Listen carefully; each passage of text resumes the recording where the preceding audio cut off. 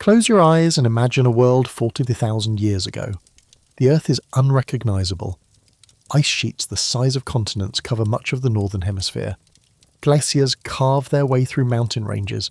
In the fertile valleys between the great rivers of Mesopotamia, early hominids wander, using simple stone tools, hunting, gathering, knowing nothing of cities or civilization or writing. They are alone on this planet, or so we believe. But what if they weren't alone? What if in that distant prehistoric dawn, visitors arrive from the heavens with a desperate need, a hunger for something buried deep in the earth? What if those visitors needed gold? And what if they created us, genetically engineered us from the clay of the earth and their own divine essence for one singular purpose? To mine it for them. Before we descend into this archaeological rabbit hole, before we examine the clay tablets and the academic fury they've inspired, ignite that like button. Let me know in the comments where you're listening from and what time it is there. As always with our videos, the visuals are here to add context, but they aren't necessary to follow along. Thank you for always having our back. Now settle in, dim the lights if you can, and prepare yourself for a journey through time that will challenge everything you thought you knew about human origins and our relationship with gold, that eternal metal that has obsessed our species since before recorded history began. The story starts not in a mine, not in Africa, not even on Earth, but in the pages of a book published in 1976 that would shake the foundations of how millions of people understood our past. The book was called The 12th Planet, and its author was a man named Zecharia Sitchin. Born in Baku, Azerbaijan in 20, raised in Palestine, educated in economics at the University of London, Sitchin was not an archaeologist, not a trained linguist, not a professional scholar of ancient Mesopotamia. He was a journalist, a businessman, an outsider. But he taught himself to read Sumerian cuneiform, those wedge-shaped marks pressed into wet clay tablets over 4,000 years ago. And in those ancient marks, Sitchin claimed to have found something that the professional academics had missed, or perhaps deliberately ignored. He found what he believed was the true history of humanity, written not in metaphor, not in religious allegory, but in literal, factual detail. The Sumerians, you see, are special. They emerged in southern Mesopotamia, in what is now Iraq, around 4500 BC, and they are widely recognised by mainstream historians as the world's first true civilization. This is not fringe theory. This is established fact.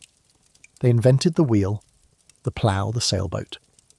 They created cuneiform writing, one of the earliest systems of writing in human history. They developed sophisticated mathematics using a sexagesimal base D system that we still use today every time we look at a clock divided into 60, minutes and 60 seconds, or measure a circle with 360 degrees. They built massive stepped pyramids called ziggurats, towering monuments of mud brick that dominated the flat Mesopotamian plains. They established complex city-states like Ur, Uruk, Eridu, and Nippur, each with its own patron deity, its own laws, its own trade networks stretching across the ancient Near East. But for Sitchin, the Sumerians were more than just an early civilization.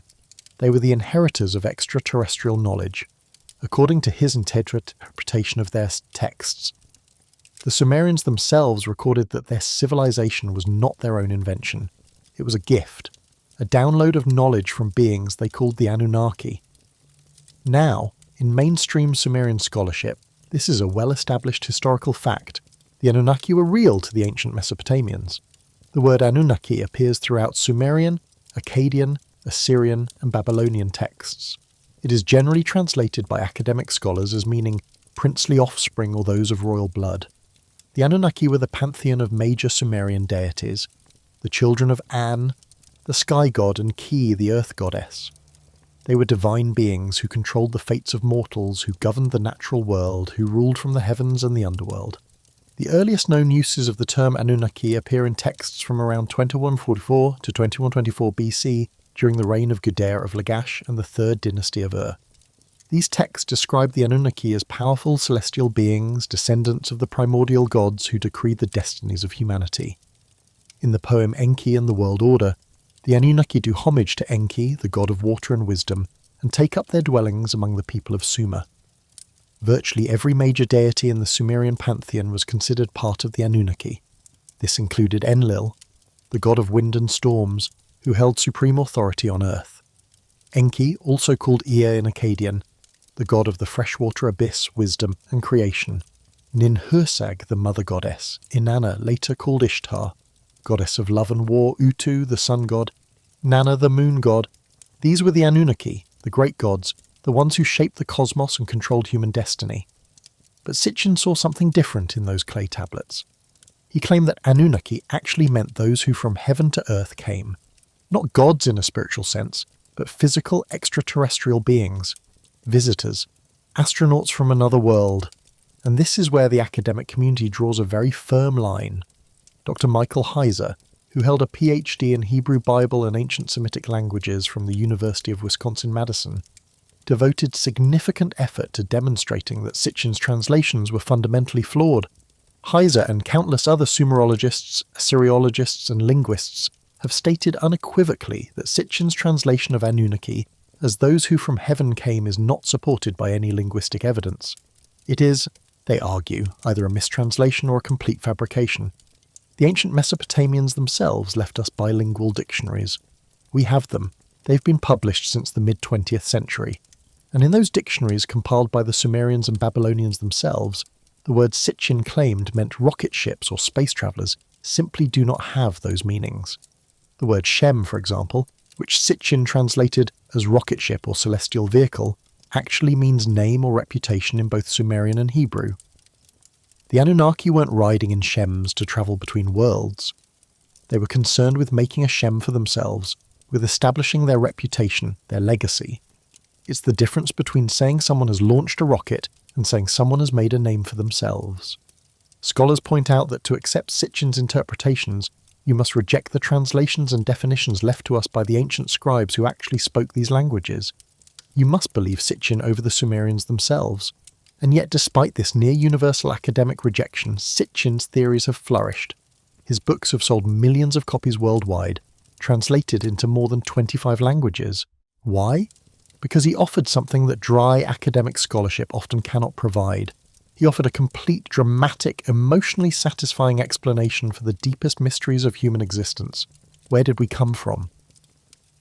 According to Sitchin, we were created by the Anunnaki approximately 300,000 years ago through genetic engineering. Why are we here? To serve as a labour force, specifically to mine gold. Are we alone in the universe? No. Our creators are still out there, and they may one day return. And that brings us to the heart of the theory. The gold. Because according to Sitchin's interpretation of Sumerian texts, gold wasn't just valuable to the Anunnaki for ornamental reasons, for jewellery or crowns or decorating temples. Gold was survival. Their entire civilization depended on it. Sitchin claimed that the Anunnaki came from a planet he called Nibiru, which he identified as a 12th member of our solar system, counting the Sun, Moon, and the 9 known planets. He claimed Nibiru travels on a vast, highly elliptical orbit that takes 3,600 Earth years to complete. For most of that immense cycle, Nibiru is lost in the darkness of deep space, far beyond Pluto, but every 3,600 years, its orbit brings it swinging back through the inner solar system. The problem facing the Anunnaki, according to Sitchin, was atmospheric. Their planet's atmosphere was failing, eroding away into space. Without intervention, their world would become uninhabitable. Their scientists determined that the only way to save their civilization was to suspend vast quantities of finely ground gold particles in their upper atmosphere. This gold shield would act as a protective layer, reflecting solar radiation, trapping heat, and stabilizing their climate. It was the most ambitious geoengineering project imaginable, and it required massive amounts of gold. More gold than existed on Nibiru itself, so they looked outward. They surveyed the solar system, and they found Earth, a water-rich planet teeming with life, its crust loaded with easily accessible gold deposits. It was perfect. And so, approximately 450,000 years ago, the first expedition arrived. The academic response to this theory is swift and uncompromising. There is no planet Nibiru. Dr. Michael Heiser analysed every known cuneiform text that mentions the word Nibiru, and found that it refers to exactly 4 things in Mesopotamian astronomy: the planet Jupiter, most commonly, the planet Mercury occasionally, the god Marduk, and a star, specifically a reference to celestial crossing points. Never in any ancient text does Nibiru refer to a planet beyond Pluto. Never does it describe a world on a 3,600-year elliptical orbit. The Sumerians, by their own astronomical records, knew of only 5 planets: Venus, Jupiter, Mars, Saturn and Mercury, plus the Sun and Moon, which they also counted as celestial bodies. Their star catalogues, their astronomical texts, their mathematical tablets, all of this has been decoded and translated. The total count of planets they observed was 7 celestial bodies, not 12. Modern astronomy also weighs in. NASA has stated clearly that there is no evidence for a massive planet beyond Neptune on the kind of orbit Sitchin described. Such an object would create easily detectable gravitational perturbations in the orbits of the known planets. We've sent probes to the outer solar system. We've mapped the heavens with infrared telescopes specifically designed to detect distant, cold objects. If Nibiru existed as Sitchin described, we would have found it by now. But the absence of planet Nibiru doesn't mean the absence of gold, because gold is very, very real, and the ancient world's obsession with it is undeniable. So let's examine what we actually know about gold in the ancient world, starting with the Sumerians themselves. The Sumerians did not have natural gold deposits in Mesopotamia. The land between the Tigris and Euphrates rivers, that fertile crescent where their civilization flourished, has no gold-bearing rock formations. Every ounce of gold the Sumerians possessed had to be imported through trade networks that stretched across the ancient Near East. Sumerian texts reference gold coming from several locations. A place called Aratta, possibly located in what is now Iran. The land of Meluha, likely the Indus Valley civilization. Mountains near modern-day Turkey. Perhaps even mythical locations whose exact identity we've lost to time.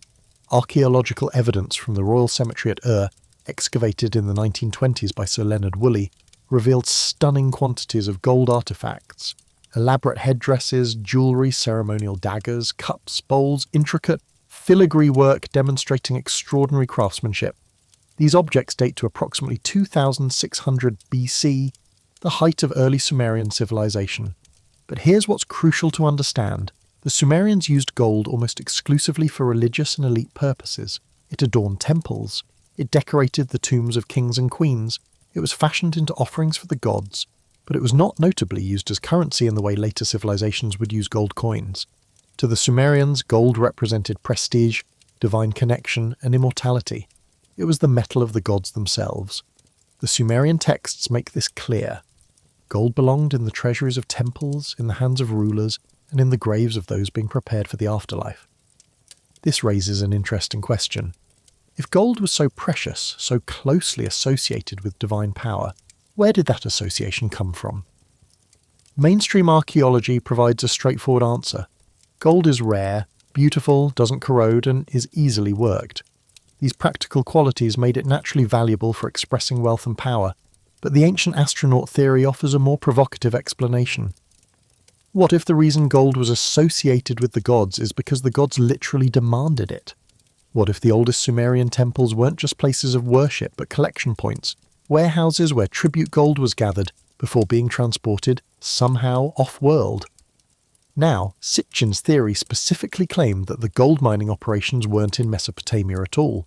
They were in Africa, southeastern Africa, to be precise. And this is where things get genuinely interesting, because there is actual archaeological evidence of ancient mining in southern Africa that dates back thousands of years. The mainstream dating and the fringe dating diverge wildly, but the mining itself is real.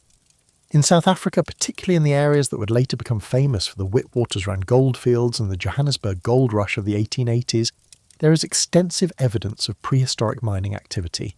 Archaeologists have documented thousands of ancient mine shafts, some dating back to the Iron Age around 400 AD, others potentially much older.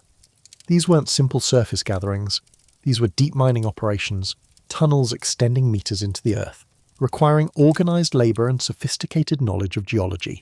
In Swaziland, now Eswatini, there's a mine called Ngwenya that has been called the world's oldest mine. Radiocarbon dating of charcoal and stone tools found at the site has yielded dates of 41,000 to 43,000 years ago. Now, mainstream archaeologists are clear about what was being mined there at that time, not gold.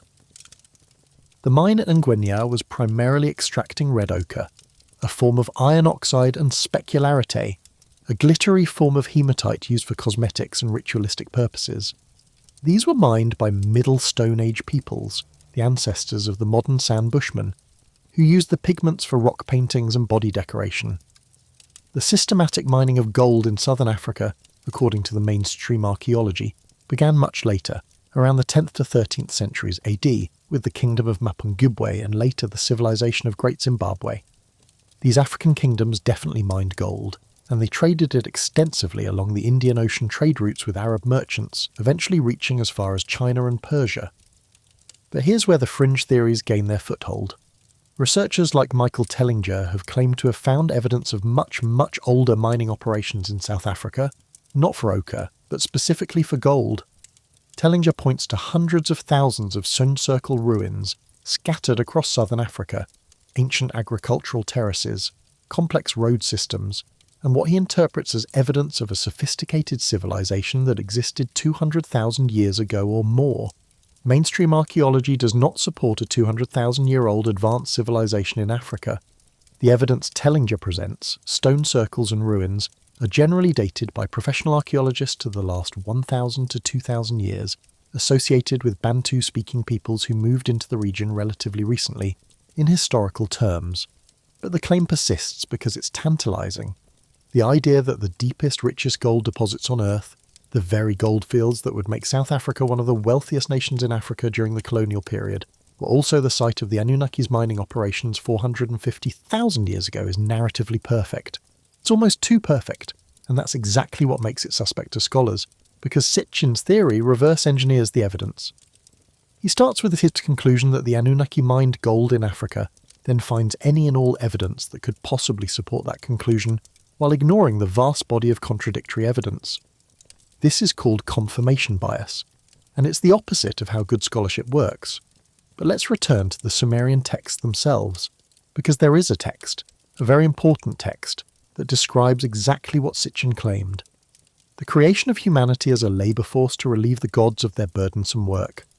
That text is called the Atrahasis Epic, and it's one of the most complete accounts of creation and flood mythology from ancient Mesopotamia.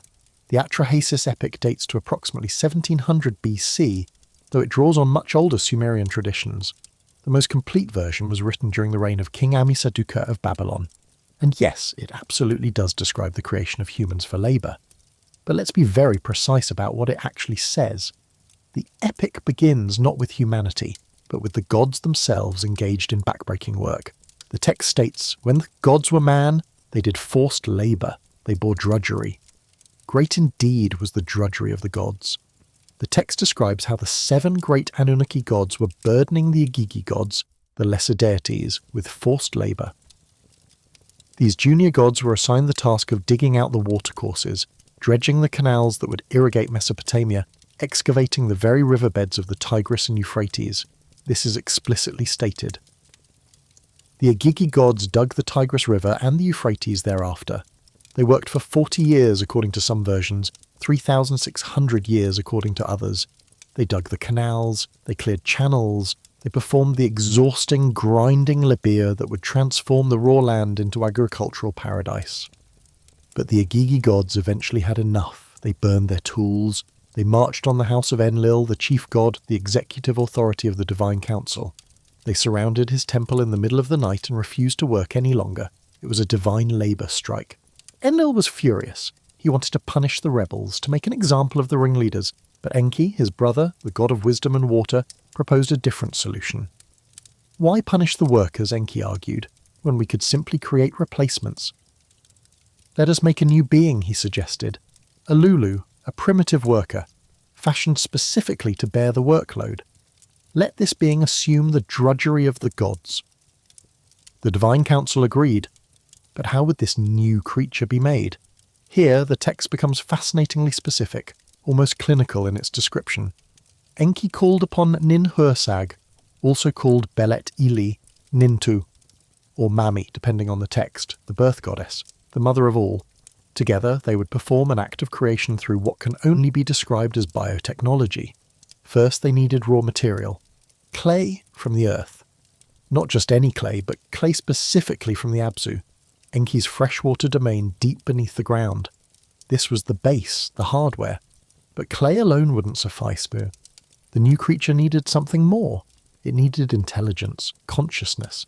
a ghost in the machine. For this, a sacrifice was required. A god had to die. The text names him Geshtu-i, a deity described as having intelligence. In a solemn ritual, Geshtu-i was slain, and his blood and flesh, his divine essence, was mixed with the clay.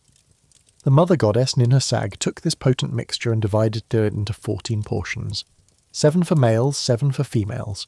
These portions were then implanted into the wombs of 14 birth goddesses who served as surrogate mothers.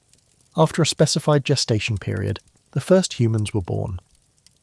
The text records Ninhursag's triumphant proclamation, "I have created, my hands have made it."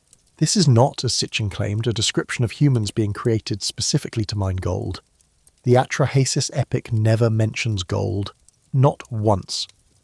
The entire purpose, as explicitly stated in the text, was to relieve the gods of agricultural labour, to dig irrigation canals, to maintain the rivers, to work the fields, to produce food. The creation of humanity in the Mesopotamian worldview was fundamentally about agriculture, about transforming the wild landscape into civilization. But Sitchin read between the lines. He argued that the text had been edited, sanitized, that references to mining had been lost or deliberately obscured over thousands of years of copying and recopying. He pointed to the fact that gold mining requires the same kind of brutal physical labour, digging, excavating, working deep underground in dangerous conditions. If the Anunnaki needed workers for one kind of digging, why not all kinds? It's speculative, but it's not entirely without logic. However, here's what the mainstream academic consensus says. The Atrahasis Epic, like all Mesopotamian creation myths, is precisely what it appears to be. A theological and political text designed to explain the relationship between gods and humanity, to justify the social order where kings ruled as representatives of the gods, where the common people laboured to support the temples and palaces, and to provide an origin story for the Sumerian understanding of their place in the cosmos. The story answers fundamental questions. Why do humans have to work so hard? Because we were literally created for labour. Why do we die? Because we're not fully divine. Why do bad things happen? Because the gods can be capricious, angry, even regretful. The text goes on to describe how humanity multiplied across the earth. We were successful, too successful. Our population exploded and we became noisy. This might sound absurd, but it is explicitly stated in the text.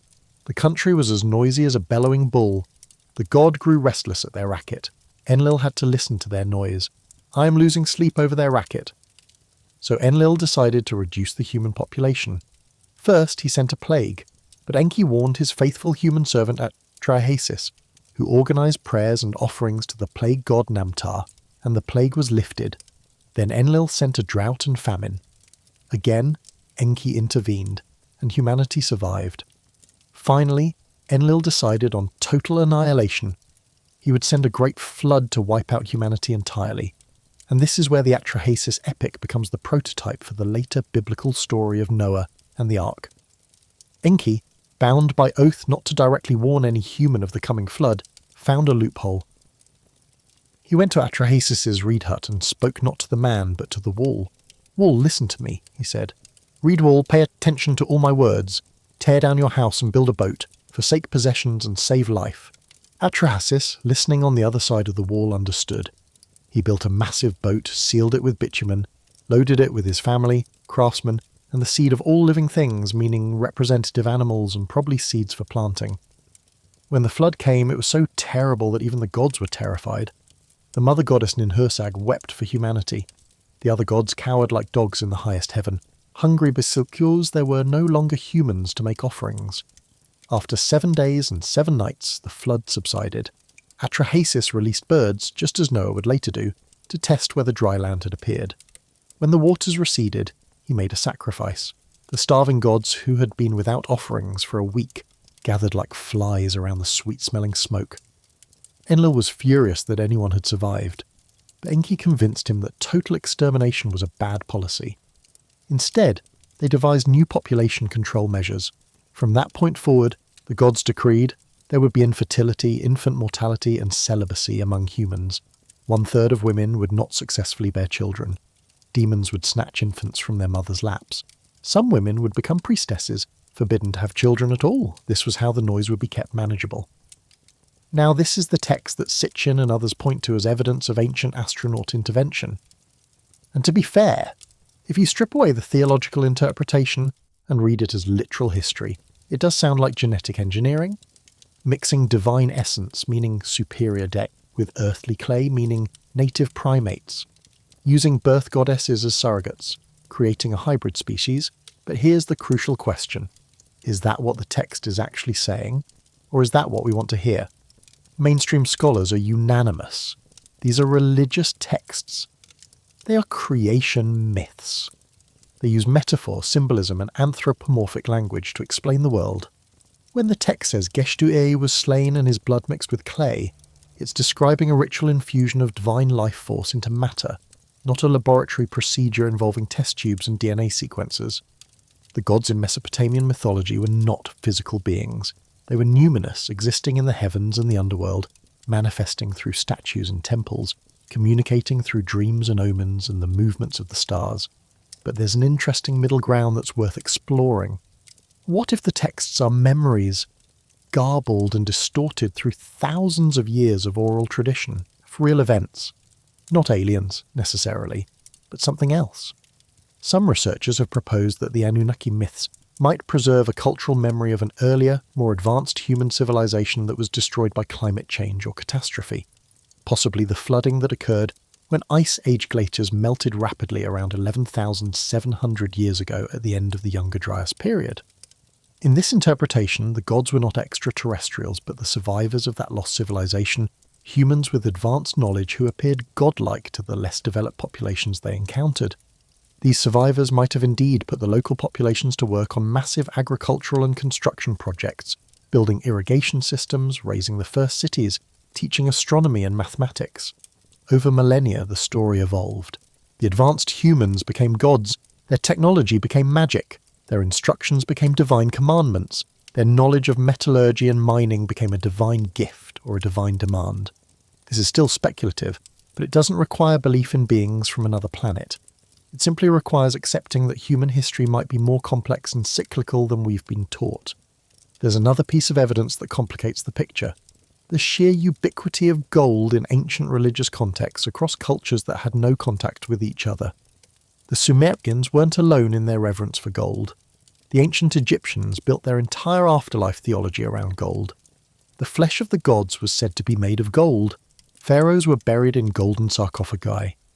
The massive gold funerary mask of Tutankhamun is perhaps the most famous artifact from ancient Egypt. Gold wasn't just valuable, it was literally divine. In Mesoamerica, the Aztecs and Incas treasured gold for similar reasons. They didn't value it primarily for economic trade. They valued it because it was the sweat of the sun, the tears of the gods, a material with sacred transformative properties. The Spanish conquistadors were baffled by this. They wanted gold for its monetary value. The indigenous peoples wanted it for its spiritual power. In India, gold has been sacred for thousands of years, associated with purity, prosperity, and the gods. Hindu temples are filled with golden statues and offerings. In ancient China, alchemists sought to create gold not for wealth, but because they believed it could grant immortality.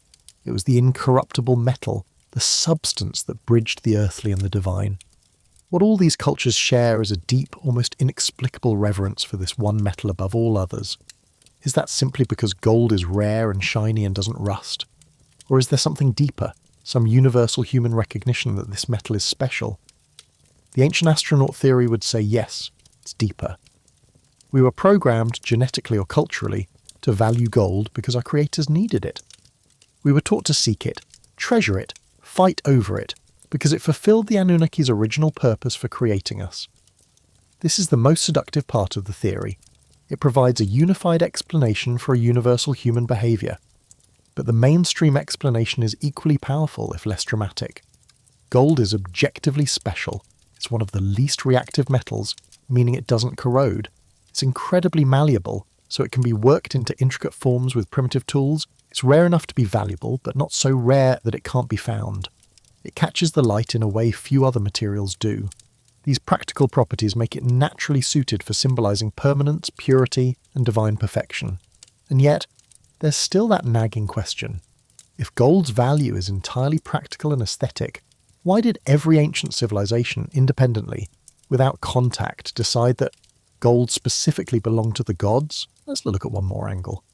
The physical difficulty of obtaining gold. Because whether the Anunnaki existed or not, one thing is undeniably true. Mining gold is brutal, dangerous work, and in the ancient world, before modern machinery it was even more so. Miners worked in narrow, unstable tunnels. They breathed toxic dust. They faced cave-ins and underground flooding. They used fire setting, a technique where you heat the rock face with fire, then rapidly cool it with water, causing it to fracture, releasing choking smoke and fumes. In ancient Egypt, gold mining in Nubia was so horrific that it was primarily done by slaves and prisoners, people who were worked literally to death in the desert heat. The Greek historian Diodorus Siculus, writing in the 1st century BC, visited Egyptian gold mines and described them as places where human beings were subjected to unbearable conditions, dying the worst of deaths. In South Africa, when European colonizers discovered the Witwatersrand gold deposits in the 1880s, they created a system of migrant labor that pulled men from across southern Africa into the mines under brutal conditions. The Johannesburg gold mines became legendary for their danger and their death tolls. Even today, with modern safety equipment, gold mining remains one of the most dangerous occupations in the world. So here's the question. If ancient humans valued gold so highly for its beauty and rarity, why did they force other humans into such appalling conditions to extract it? Why not just use surface gold, the nuggets found in riverbeds, the easily accessible deposits? Why did they dig deeper and deeper, sometimes extending mines hundreds of feet underground, risking everything for more gold? The practical answer is simple. The easy gold ran out. Demand exceeded supply, especially once gold became associated with royal and religious power. Whoever controlled gold controlled legitimacy. Kings and priests needed more and more to maintain their status, to furnish their temples, to bury with their dead. The competition for gold drove the mining deeper. But the ancient astronaut answer is more provocative. What if the mines went deep because the Anunnaki's demand was insatiable? What if the brutal conditions, the expendability of human life in the pursuit of gold, was a direct continuation of our original programming? We were created to mine. The fact that we continue to mine, even at tremendous human cost, is evidence that we're still fulfilling that ancient function, even though our creators have long since departed. This is where the theory becomes almost unfalsifiable, because it explains both the evidence and the lack of evidence. Why don't we find ancient high-tech mining equipment? Because the Anunnaki took it with them when they left. Why don't Sumerian texts explicitly say gold was mined for the Anunnaki? Because those references were removed, lost, or existed in texts that haven't survived. Why do academics reject the theory? Because they're either ignorant or part of a cover-up. This is the hallmark of a conspiracy theory. Every piece of contradictory evidence becomes proof of the conspiracy. And yet even skeptics must admit there are unanswered questions. The sophistication of Sumerian civilization appearing seemingly suddenly in the archaeological record around 3500 BC is genuinely puzzling. They had writing, mathematics, astronomy, complex social organization, monumental architecture, all within a relatively short span of time. Mainstream archaeology explains this as the culmination of thousands of years of gradual development, much of which happened in small villages that left little archaeological trace. But the ancient astronaut theorists ask, where's the evidence of that gradual development? Why don't we find proto-writing that's halfway between nothing and cuneiform? Why don't we see primitive ziggurats that are clearly practice runs before the massive structures they eventually built? The absence of evidence, they argue, suggests the knowledge came from elsewhere. Fully formed, downloaded, but absence of evidence is not evidence of absence, as the saying goes. Just because we haven't found every step of the developmental process doesn't mean those steps didn't exist. Archaeological evidence is fragmentary by nature, especially from the 4th and 5th millennia BC, when populations were smaller and settlements were often built from perishable materials like mud, brick and reed. The fact remains that we do see gradual progression if we look carefully enough. The earliest proto-writing in Mesopotamia appears around 3400 BC in the form of simple accounting tokens and pictographs. Over centuries, these evolved into the sophisticated cuneiform system. The earliest ziggurats were much smaller and cruder than the later massive structures. We can trace the architectural development from simple platforms to multi-tiered pyramids. So the academic consensus stands firm. The Sumerians were brilliant, innovative humans who built their civilization through ingenuity, hard work, and the accumulation of knowledge over generations. They needed no extraterrestrial intervention. Their obsession with gold was cultural and religious, not evidence of serving alien masters. The Atrahasis Epic is a creation myth, not a genetic engineering manual. And Zecharia Sitchin was a talented writer with a vivid imagination who either misunderstood or deliberately misrepresented the ancient texts to sell books. But here's what's truly fascinating. The academic takedown of Sitchin's theories has done little to diminish their influence. If anything, the more scholars insist the theory is wrong, the more convinced some people become that there must be a cover-up. Why would academics be so defensive, the argument goes, unless they had something to hide? This is the paradox of fringe theories in the internet age. They thrive on opposition. They feed on skepticism. Every debunking becomes evidence of suppression. Every expert dismissal becomes proof of dogma. The ancient astronaut theory, at its core, taps into something deep in the human psyche. The feeling that we're not alone. The desire to believe that our existence has purpose and design, and the hope that someone, somewhere, knows the answers to the big questions. And perhaps most powerfully, it offers a unified narrative that makes sense of disparate, confusing evidence. Why did ancient civilizations build massive stone structures that seem impossibly difficult with primitive tools? Alien guidance. Why do ancient texts describe gods descending from the sky in fiery chariots? They were spacecraft. Why does humanity have such a deep cross-cultural obsession with gold? We were programmed to mine it for our creators. It's elegant, it's simple, it's wrong according to every credible expert in every relevant field, but it's compelling. Let's examine one final piece of the puzzle, the question of motivation. If the Anunnaki existed, if they really did create us to mine gold, if their entire civilization depended on extracting Earth's gold reserves to save their dying planet, where is all that gold now? Think about this carefully. Sitchin claimed the mining operation began 450,000 years ago and continued for hundreds of thousands of years. Even with primitive tools, even working at a pace we would consider slow, that's an almost incomprehensible amount of time. How much gold could have been extracted over 400,000 years? The Witwatersrand Basin in South Africa, the richest gold field ever discovered, has produced more than 1.5 billion troy ounces of gold since modern mining began in the late 1800s. That's about 50,000 metric tons. And that's just what's been mined in 140 years using industrial methods. Now imagine 400,000 years of mining. Even at a fraction of the industrial rate, the amount of gold removed from Earth would be staggering. Where did it go? If it was shipped off-world to Nibiru, there should be archaeological evidence of the shipment process. Smelting facilities, refineries, storage depots, launch facilities, something. The ancient astronaut response is that all such evidence was removed deliberately when the Anunnaki left, or that it exists but is being suppressed by the governments who don't want us to know the truth. But here's the thing. Gold is basically indestructible. It doesn't rust, doesn't decay, doesn't break down. If massive quantities of gold were extracted and processed in ancient times, there would be traces. Gold dust in ancient sediments, gold residue in soil samples near supposed mining sites, elevated gold concentrations in certain areas indicating industrial-scale processing. We don't find that evidence. What we do find is that the total amount of gold ever mined by humans throughout all of recorded history is estimated at around 190,000 metric tons. About 60% of that has been mined since 1950. All the gold ever mined would fit into a cube about 21 meters on each side. That's it. Every wedding ring, every gold coin, every bar in Fort Knox, every ancient treasure, all of it could fit into a structure smaller than a typical house. This is not the output of a 400,000-year industrial mining operation by an advanced civilization desperate to save their planet. It's the output of human civilization gradually discovering, valuing and extracting a rare metal over the course of several thousand years. Now, proponents of the ancient astronaut theory might argue that we're looking at it wrong. Maybe the Anunnaki weren't interested in all gold. Maybe they needed isotopically pure gold, or gold with specific properties. Maybe they used methods of extraction that left no trace. Maybe.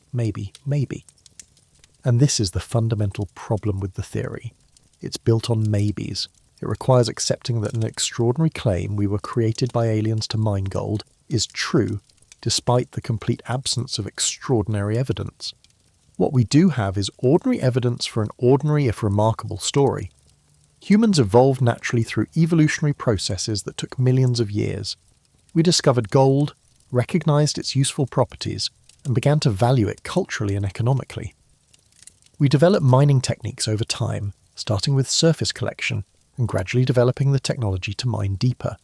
We created myths and religions that incorporated gold as a symbol of the divine, because its physical properties made it suitable for that role. Sumerian civilization emerged through the gradual accumulation of agricultural surplus, social organization, and technological innovation in a region uniquely suited for early civilization development.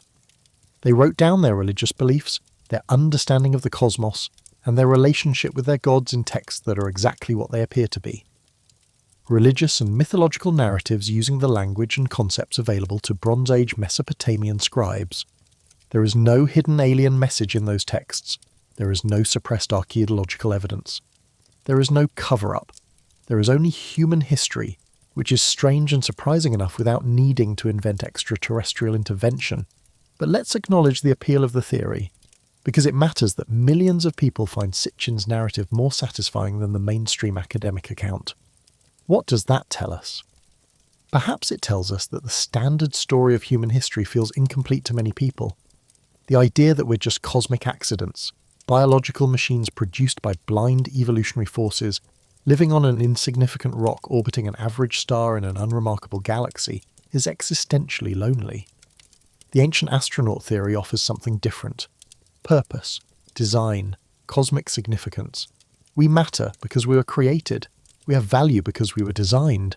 We're connected to something larger than ourselves, even if that something is a race of beings who made us to dig holes in the ground. It's still connection, it's still meaning, and that's powerful. The theory also appeals to anti-establishment sentiment. It positions believers as enlightened truth seekers standing against a dogmatic academic and governmental elite. You see what the experts are hiding while the masses remain blind. That's an intoxicating feeling. But here's what gets lost in all of this. The actual human story, the one supported by evidence, is extraordinary. We did evolve from earlier hominids, but that process produced a species capable of symbolic thought, language, art, music, mathematics, and science. We did develop civilization in Mesopotamia, but we did it through collective human effort, ingenuity, and the transmission of knowledge across generations. We did value gold, but we also valued copper, silver, lapis lazuli, and countless other materials, each playing a role in the complex tapestry of ancient culture. We did build massive coal structures, but we did it by organizing thousands of workers, developing engineering techniques through trial and error, and dedicating resources over decades or centuries. We created writing not because aliens taught us, but because we needed to track trade and taxes and tell stories. The actual story of how a species of African apes became the dominant force on this planet, built cities, split the atom, and sent probes to the edge of the solar system all in the span of a few million years is staggering. We don't need aliens to make it interesting. And that brings us back to gold, that eternal metal. Gold was one of the first metals humans learned to work, possibly around 6000 BC, certainly by 4000 BC in the ancient Near East. It has been part of human culture ever since. We've fought wars over it, built empires on it, used it as money, as jewellery, as religious objects. We've never stopped mining it. Even today, with all our modern priorities, we still extract thousands of tons of gold from the earth every year. Why? Not because the Anunnaki programmed us, but because gold has practical uses. It's an excellent conductor used in electronics. It's chemically stable, making it useful in medicine. And yes, it's still beautiful, still rare, still culturally valued. Our relationship with gold is complex, but it's entirely human. We made gold valuable because we decided it was valuable. And that decision has had enormous consequences. The Spanish conquest of the Americas was driven in large part by the desire for gold. The California gold rush of 1849 transformed the American West. The discovery of gold in South Africa drove colonization and shaped the entire history of that region. Gold has caused as much suffering as it has splendor. But that's a human story, not an alien one. So where does all this leave us? With the Sumerian tablets, the ancient astronaut theories, the academic refutations, and the enduring mystery of why this theory won't die, no matter how thoroughly it's debunked. Perhaps the answer is that we're asking the wrong question. The question isn't whether the Anunnaki came to Earth to mine gold. The evidence overwhelmingly says they didn't, because they didn't exist as physical beings. The Anunnaki were gods in the Mesopotamian religious tradition, nothing more and nothing less. The question is why we want to believe they did. What void does this theory fill? What does it give us that the actual evidence-based story of human origins doesn't provide? Maybe it's comfort. Maybe it's wonder. Maybe it's the hope that somewhere in this vast universe we have family, even if that family initially saw us as useful tools. Or maybe it's simpler than that. Maybe we just love a good story, and the ancient astronaut theory is undeniably a good story. It has everything. Ancient mysteries, cover-ups, divine beings who turn out to be aliens, genetic engineering, planetary catastrophes, lost civilizations. It's science fiction masquerading as hidden history. And in an age where the line between fact and fiction often feels blurry, where we can access infinite information but struggle to know what's true, theories like this thrive. What we can say with certainty is this: the Sumerians were real. Their civilization was extraordinary. Their texts survive, and they can be translated reliably by experts who've dedicated their lives to understanding these ancient languages. Those texts describe the Anunnaki as gods, powerful and capricious, who shaped the world and controlled human destiny through divine decree. Gold was valued in the ancient world, mined at great human cost, and associated with the divine across many cultures. There is archaeological evidence of ancient mining in many parts of the world, including Africa. None of this evidence points to extraterrestrial intervention, but all of it points to something equally remarkable. Human beings, working with the materials and knowledge available to them, built civilizations, developed technologies, created art and literature that still moves us thousands of years later, and left behind a record of their existence carved in stone and pressed into clay. That record is worth studying, worth preserving, and worth understanding on its own terms, not as encoded messages from alien beings, but as the authentic voice of our ancestors telling us who they were, what they believed, and how they understood their place in the cosmos. The Anunnaki didn't create us to mine gold, but our ancestors created the Anunnaki to help them make sense of a confusing, dangerous world, to give them hope that powerful beings were watching over them, and to explain why life was so hard, why they had to work the fields and dig the canals and build the temples. In a way, that's more profound than the alien theory, because it shows us something fundamental about human nature. When faced with suffering and uncertainty, we create meaning, we tell stories, we look to the heavens for answers, and sometimes we find those answers not because they're objectively true, but because they help us survive, endure, and keep building, even when the work is brutally hard. That's the real legacy of the Anunnaki. Not that they came from the stars to mine our gold, but that human beings imagined gods powerful enough to create worlds, and then went out and built those worlds themselves, one brick, one canal, 1 ounce of gold at a time. But before we draw our final conclusions, we need to examine one more dimension of this mystery: the actual scientific properties of gold itself. Because whether or not the Anunnaki existed, gold genuinely is an extraordinary substance. And understanding why might shed light on why it has held such power over the human imagination. Gold is element 79 on the periodic table. Its atomic structure makes it uniquely resistant to corrosion and oxidation. Unlike iron, which rusts, or copper, which develops a green patina, gold remains eternally unchanged. A gold ring buried in the ground for 3,000 years will emerge looking essentially identical to the day it was made.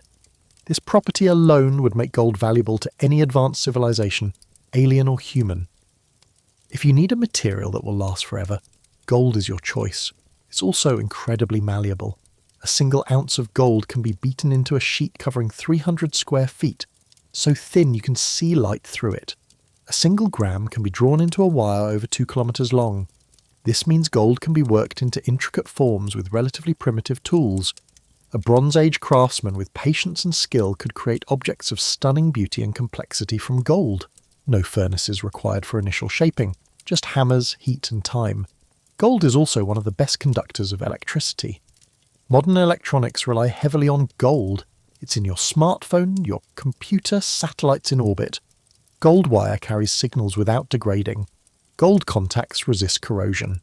If you were an advanced civilization building sophisticated technology, gold would be indispensable.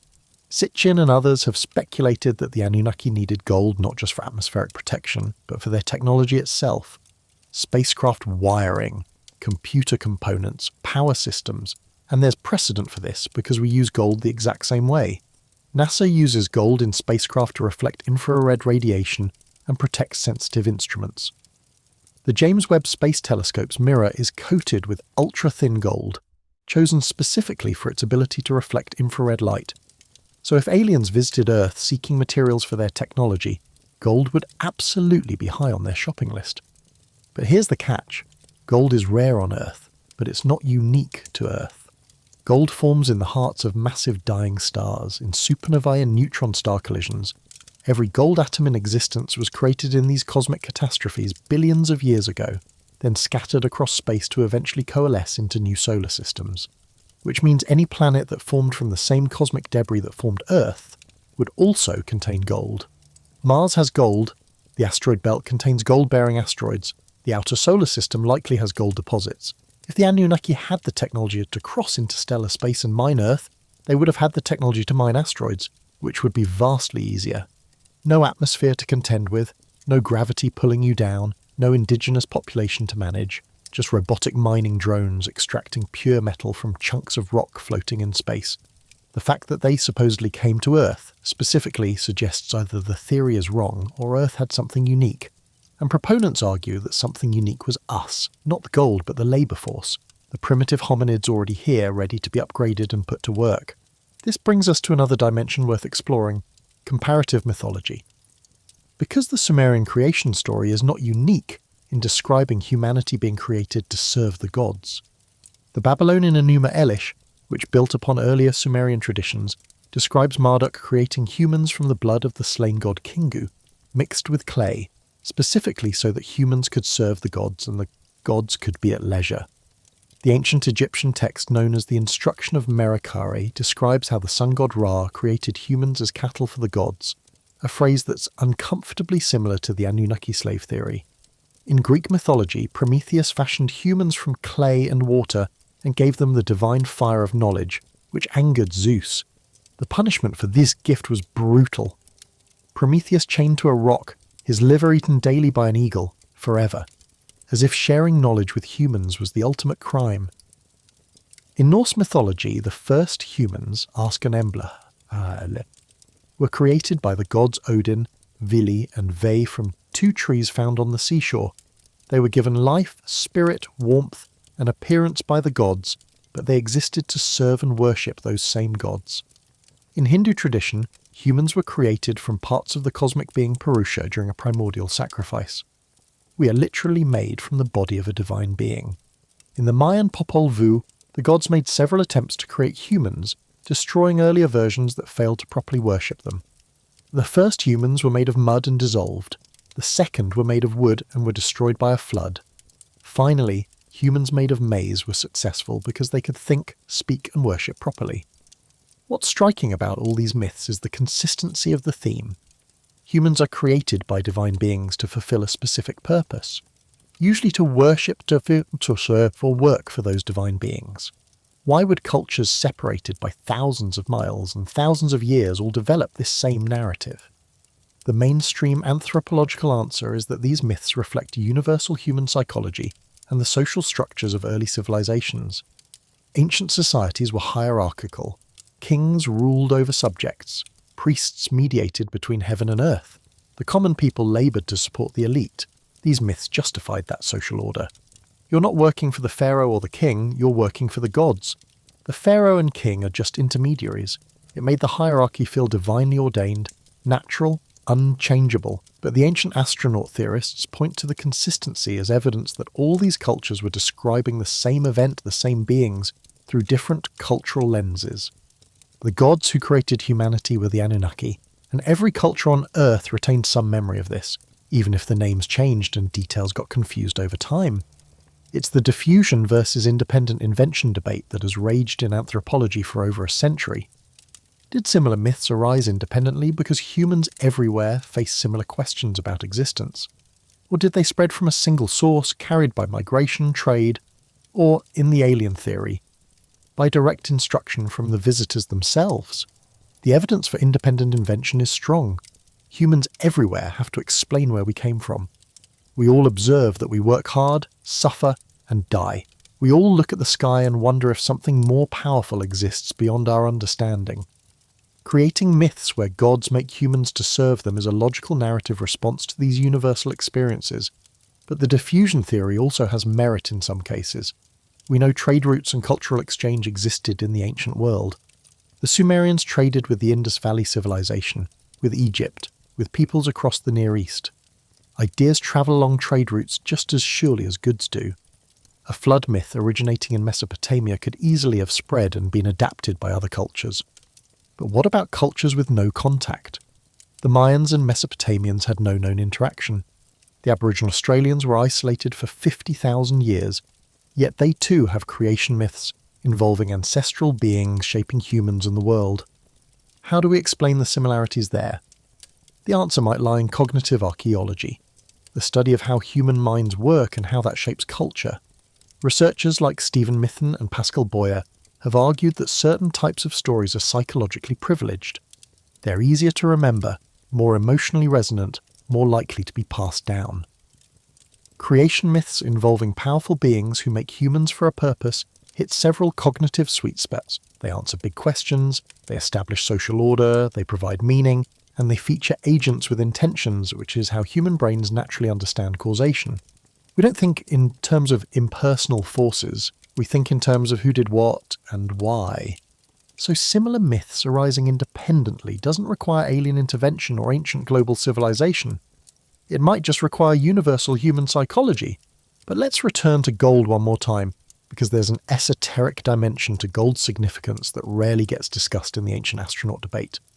Alchemists, for over 2,000 years across multiple cultures, were obsessed with gold. Not just because it was valuable, but because they believed gold held metaphysical properties. The alchemical quest to transmute base metals like lead into gold was never just about getting rich. It was about perfection, transformation, and immortality. Gold represented the incorruptible eternal substance, the physical manifestation of spiritual enlightenment. An alchemist who could create gold had theoretically mastered the fundamental principles of matter and spirit. They had achieved the philosopher's stone, which could not only transmute metals but grant eternal life. The medieval alchemists were certainly influenced by earlier Egyptian and Greek alchemical traditions, which in turn might have drawn on even older Mesopotamian and Sumerian knowledge. Some researchers have proposed that alchemy preserves fragments of genuine ancient scientific knowledge, perhaps including knowledge of atomic transmutation or advanced metallurgy, encoded in symbolic language to protect it from the uninitiated. If the Anunnaki existed and left Earth, perhaps they left behind carefully chosen individuals who understood fragments of their science. Those individuals became priests, shamans, the first alchemists, preserving the knowledge in obscure symbolic form until humanity was ready to rediscover it. This is pure speculation, but it's intriguing speculation. Modern nuclear physics has proven that transmutation is real. We can indeed turn one element into another by manipulating atomic structure. It's just not economically feasible to create gold this way. The energy input is vastly more expensive than the gold produced. But the principle that alchemists sought, the fundamental mutability of matter, turns out to be true. They were right, just working with tools that couldn't possibly accomplish the goal. Now let's examine another piece of evidence that often gets raised in ancient astronaut discussions, the Sumerian knowledge of astronomy. The ancient Mesopotamians were extraordinary astronomers. This is uncontested historical fact.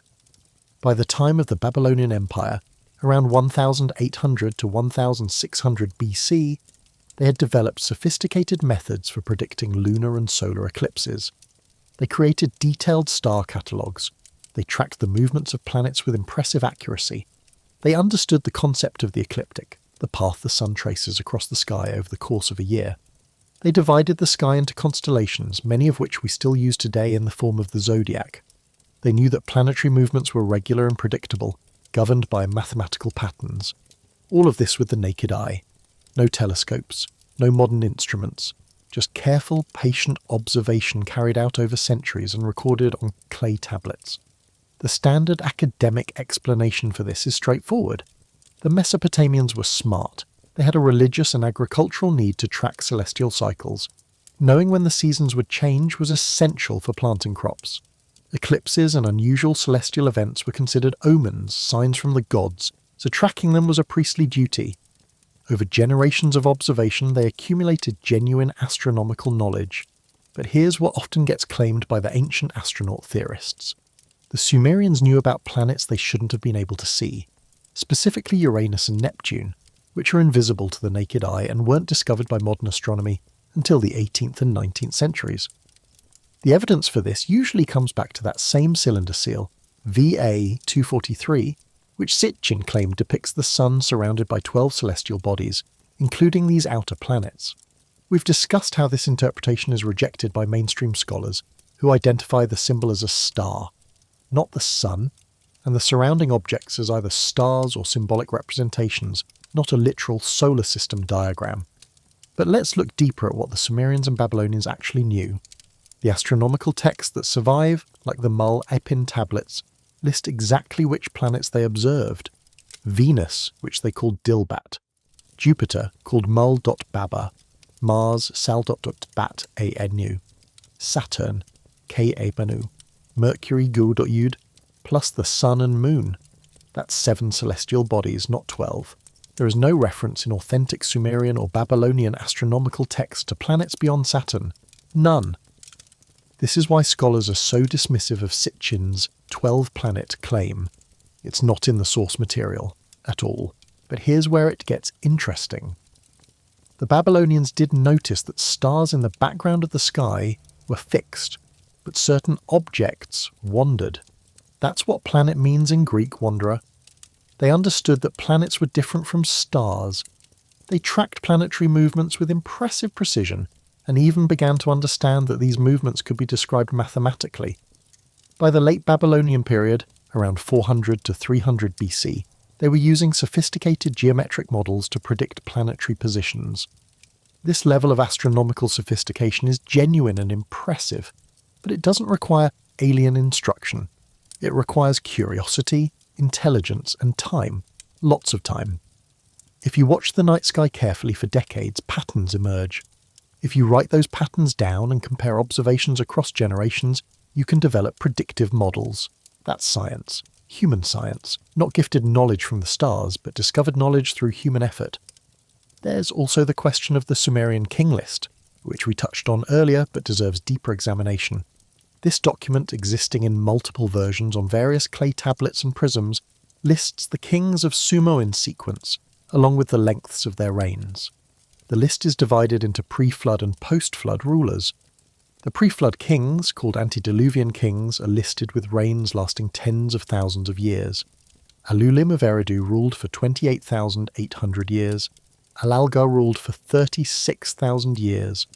The list records 8 kings in 5 cities ruling for a combined total of 241,200 years before the Great Flood swept over the land. Then the flood comes, the tablet records, and kingship descends from heaven again to a new city, Kish. The post-flood kings have much shorter reigns, though still implausibly long by modern standards. The first king of Kish ruled for 1,200 years.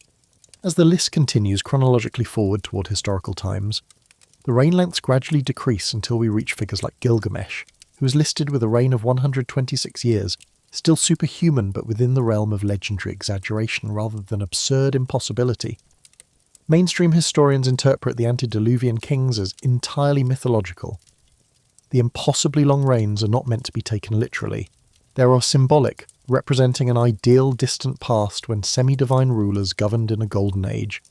The gradual shortening of reign lengths as the list approaches historical times represents the transition from pure myth to legend to history. It's the ancient world's way of saying this is how things were in mythical times versus this is how things were in recent memory. But Sitchin saw something else. He proposed that the Sumerian counting system holds the key. The Sumerians used a sexagesimal, base 60 system. They had a unit called a shah, which represented 3,600.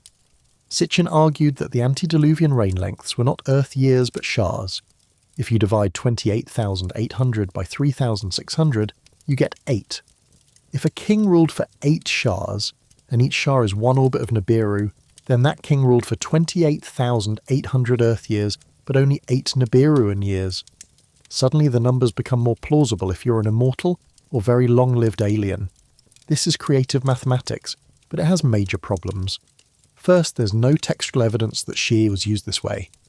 It appears in Sumerian texts as a numerical unit, yes, but it's used for counting large quantities of goods, describing architectural measurements, things like that. It's never explicitly defined as 1 Nibiruan orbital period. Sitchin made that connection himself. Second, if the system worked this way, why would post-flood kings be listed with completely different reign lengths that don't fit the pattern? If the first king after the flood ruled for 1,200 years, that's only 1/3 of a shah. Does that mean he ruled for 1/3 of a Nibiruan year? That doesn't make sense. The simpler explanation is that the list is not recording actual reign lengths at all. It's a political and religious document designed to establish the antiquity and divine authority of Sumerian kingship. The further back in time you go, the more mythological it becomes, and mythology doesn't concern itself with realistic timescales. Nevertheless, the king list remains one of the most fascinating documents from ancient Mesopotamia, because it does contain real historical information. Names that appear toward the end of the list, from around 2600 BC onward, can be cross-referenced with other archaeological evidence. Gilgamesh, for example, though legendary, was almost certainly a real historical king of Uruk. Archaeological excavations have confirmed many of the cities named in the king list, and the list structure, recording dynasty after dynasty in sequence, provides valuable information about the political history of early Mesopotamia. So it's simultaneously myth and history, which is exactly what makes it such a rich and complicated document. Let's turn now to a question that rarely gets asked in these debates. If the Anunnaki created us to mine gold and then left, why did they leave? Sitchin's timeline suggests the Anunnaki were on Earth for over 400,000 years. That's an almost incomprehensible span of time. For the context, modern Homo sapiens has only existed for about 300,000 years. Recorded human civilization is only about 6,000 years old. The entire span from the first cities to the present day, from Sumer to smartphones, is less than 2% of the time the Anunnaki supposedly spent here. So what had changed? Why would they abandon such a long-term massive investment? One theory within the ancient astronaut framework is that they got what they needed. After 400,000 years of mining, they extracted sufficient gold to stabilize Nibiru's atmosphere. Mission accomplished. They packed up and left, leaving behind their human creations to fend for ourselves. Another theory is that internal conflicts among the Anunnaki forced a withdrawal. Sitchin wrote about a war between factions, one led by Enlil and another by his half-brother Enki, with humanity caught in the middle. Perhaps this conflict escalated to the point where remaining on Earth was no longer viable. Or maybe they didn't leave entirely. Maybe they simply went into hiding, withdrawing from direct control but maintaining surveillance, observing how their creation evolved. This ties into broader conspiracy theories about secret cabals, bloodline elites, and hidden knowledge. The Anunnaki could be manipulating human events from behind the scenes, working through chosen human intermediaries who are kept in positions of power generation after generation.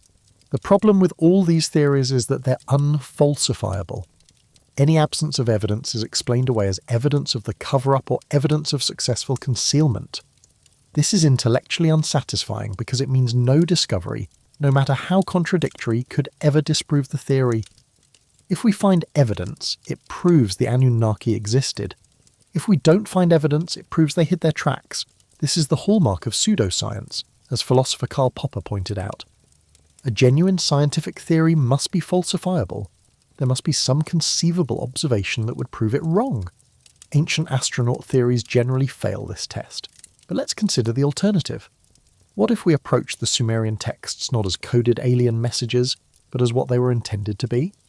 Religious literature, theological explanations, political propaganda, creation myths.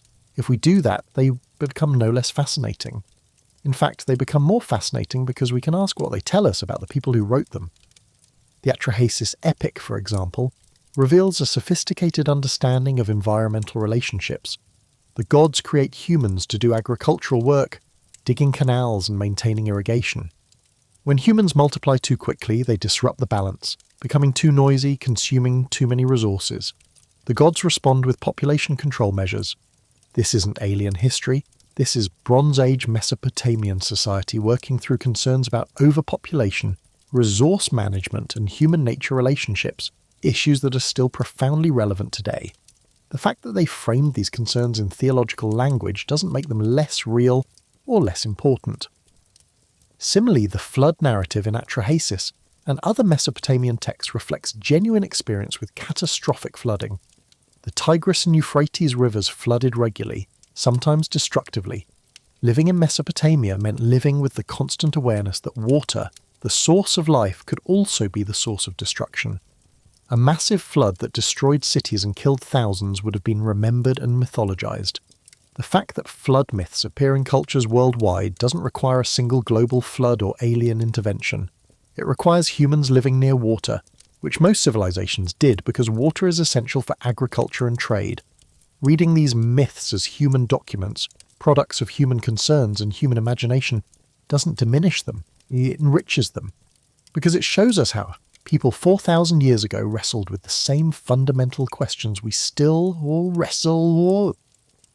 Why is life so hard, see? Why do we have to work? Why do bad things happen? What is our purpose? The Mesopotamian answer was theological. We work because we were created to work. Bad things happen because the gods are capricious. Our purpose is to serve the divine. It's not an answer most modern people would find satisfying, but it's an honest attempt to make sense of existence using the conceptual tools available at the time. Now, to be absolutely fair to the ancient astronaut theorists, there are legitimate mysteries in the archaeological record. Göbekli Tepe in Turkey, dated to around 9600 BC, is a massive stone temple complex built by people who, according to the previous models, shouldn't have been capable of such construction. They were hunter-gatherers, not settled agricultural societies. Building Göbekli Tepe would have required organising large numbers of workers, feeding them, coordinating the quarrying and transportation of massive stone pillars, and carving intricate reliefs.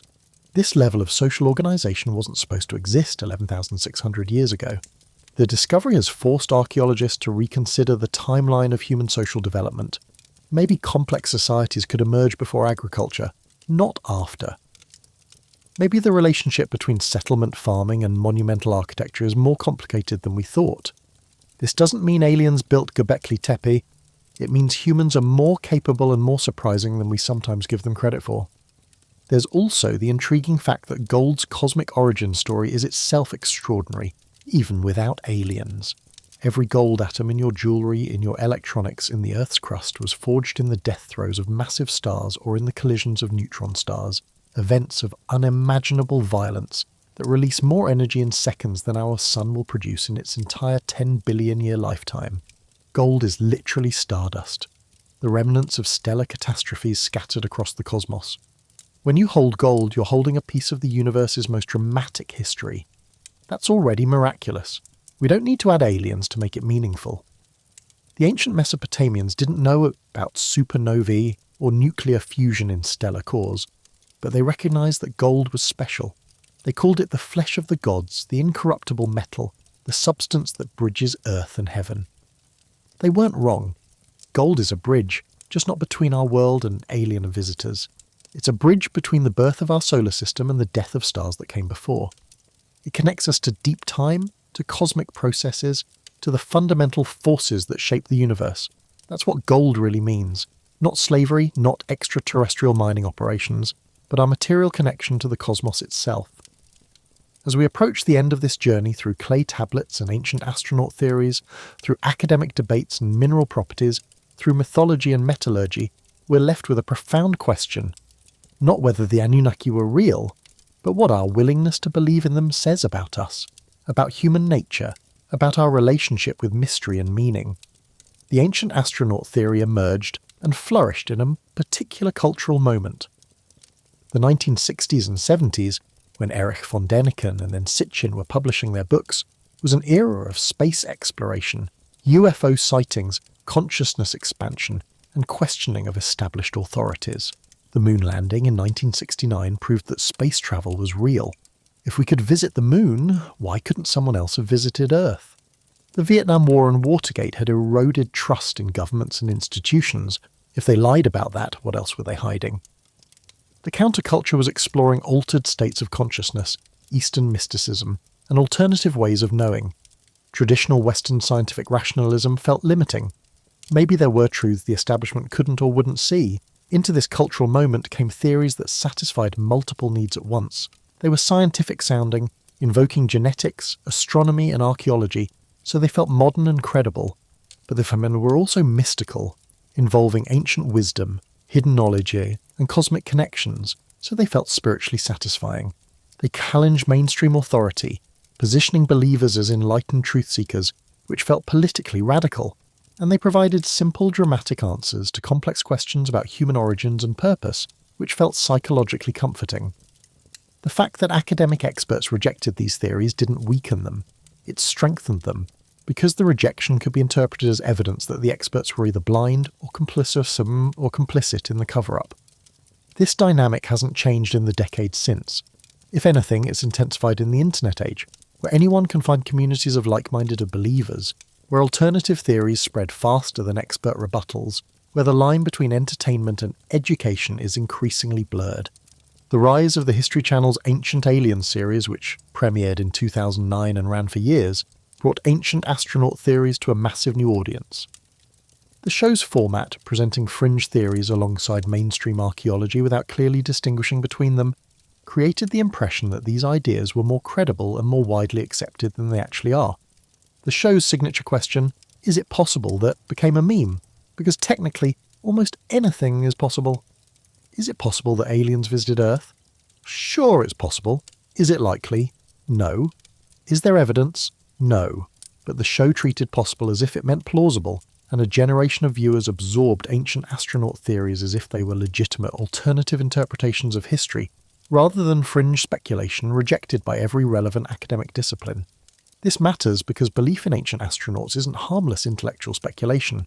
It has real consequences. It diminishes human achievement by attributing our ancestors' accomplishments to alien intervention. When you see the pyramids and immediately think aliens must have built them, you're implicitly saying that ancient Egyptians couldn't possibly have been smart or capable enough to build them themselves. That's not just wrong. It's culturally dismissive, often with racist undertones, especially when ancient astronaut theories are applied to non-European civilizations like the Egyptians, Mayans, or the builders of Angkor Wat, but rarely to Greek or Roman monuments. It also promotes scientific illiteracy by teaching people to distrust expert consensus, to believe that academic credentials and peer review are tools of suppression rather than methods for determining truth. Once you believe archaeologists are lying about the Anunnaki, it's easier to believe climate scientists are lying about global warming, or medical scientists are lying about vaccines. The epistemology of ancient astronaut theories, how they determine what's true, is fundamentally flawed, and teaches viewers to make decisions based on what feels right rather than what the evidence supports, and it distracts from the actual fascinating questions and discoveries of real archaeology. When you're convinced that Sumerian tablets are describing alien visitors, you're not engaging with what those tablets actually say about Bronze Age Mesopotamian religion, politics, society and worldview. You're missing the real human story in favour of a fictional alien story. But here's what's truly worth considering. Why do we need the story to be about aliens? What is it about the genuine human story that feels inadequate? Maybe it's because the real story of human history is uncomfortable. We evolved through random mutation and natural selection, processes that are mindless and uncaring. No design, no purpose, just survival of whoever happened to reproduce successfully. We built civilizations not through revealed wisdom, but through trial and error, suffering and innovation over thousands of years.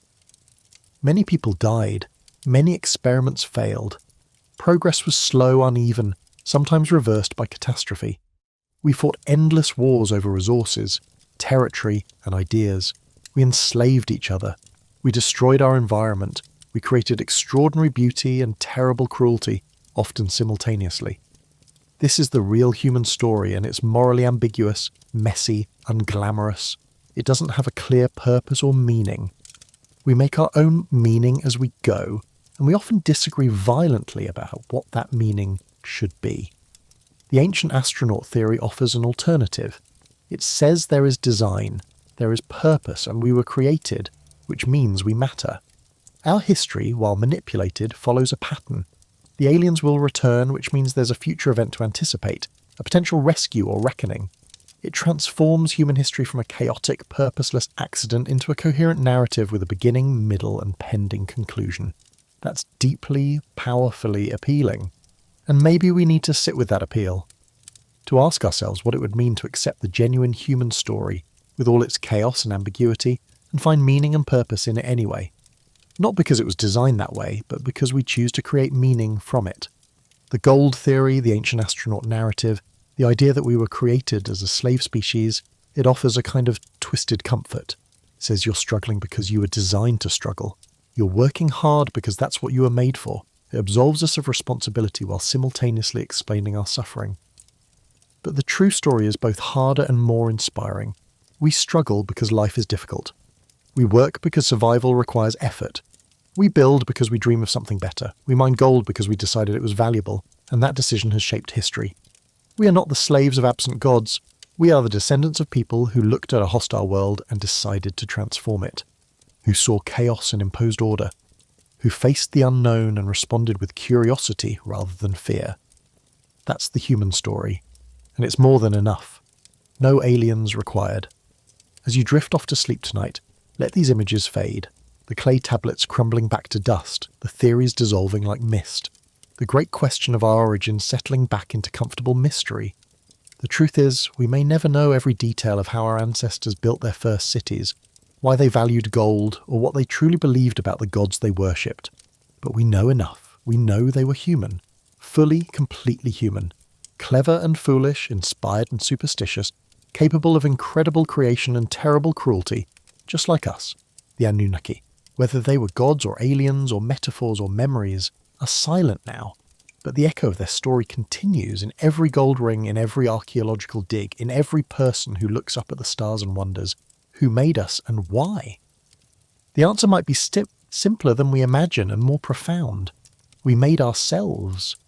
Through millions of years of evolution, thousands of years of cultural development, and countless individual choices by countless human beings, we made ourselves, and we're still making ourselves, still digging, still building, still reaching for something beyond our grasp. Whether that's gold, knowledge, meaning, or the stars themselves. Sleep well. Dream of ancient cities and distant worlds. And when you wake, remember this. You are not the creation of absent gods. You are the heir to every human who came before you, who struggled and loved and built and dreamed. That inheritance is worth more than all the gold in the earth.